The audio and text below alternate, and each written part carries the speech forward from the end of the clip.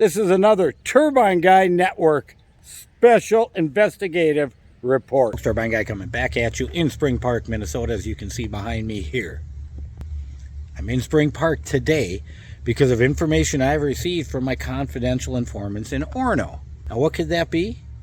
Well, there could very well be something called forever chemicals in the Spring Park water supply. And actually, the Spring Park website talks about this, is that Spring Park is on the EPA's, Environmental Protection Agency's, national priorities list. This is something that is well known, published by Spring Park, and believe it or not, they actually do have a system in the Spring Park water supply in order to filter this stuff out.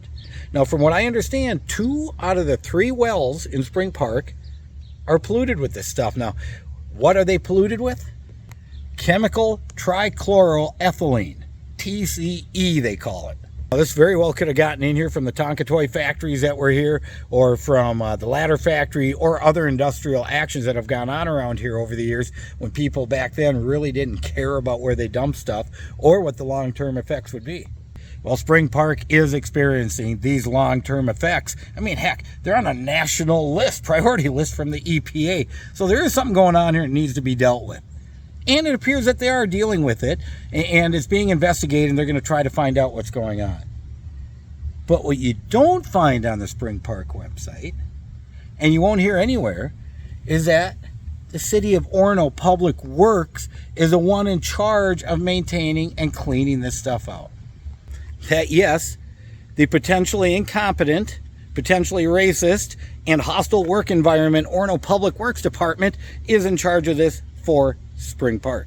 Now, a quick aside, I have heard that the city administrator in Spring Park does have issues with the leader of Minnesota Public Works, that's DJ Goldman, that there are others around here or in the Public Works that he would not rather see in their building. So there's some consternation going on between Spring Parks and the contracting from Orono. From what I've been told and what I understand is these filtering systems that filter these forever chemicals out so that the drinking water, I guess, is safer to drink.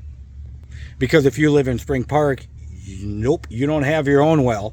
You have to be on city water. They got an ordinance towards that, which is kind of crazy. I live across the lake, and I got my own well, and we had it tested, and we got nothing. So we're good to go. You know, maybe some Spring Park residents might want their own well when they hear what I have to say. See, this system they have to filter out the TCEs is a unique system that's not easy to operate, clean, or work with.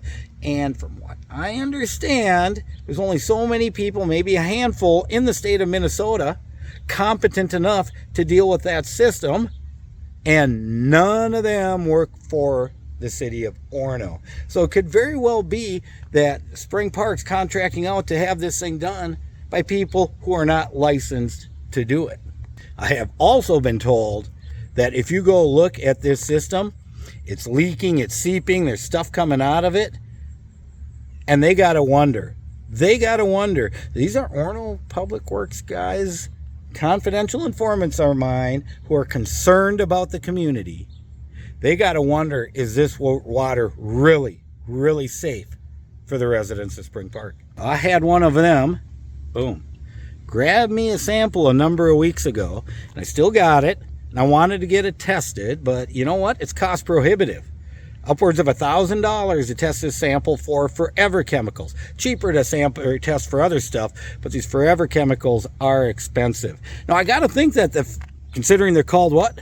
Forever chemicals, that they'd still be in here in my sample, even though it's been sitting in my house for a bit. So I'll challenge anyone in Spring Park who would want to see if their water coming from that water tower behind me, getting into your house and your system, is clean or not. I don't know.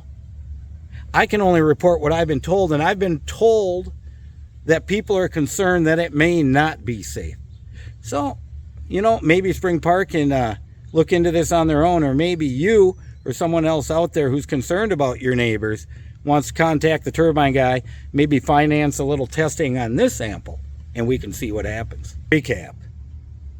The hostile work environment Public Works up at Orono is the one in charge of your public works here, or contracted for, in Spring Park. The water supply is definitely contaminated. Spring Park publishes that themselves. The city of Orono does not have, at least to my knowledge, a person licensed or competent enough to clean and monitor this cleaning system they have, and the people in Spring Park may be paying the price.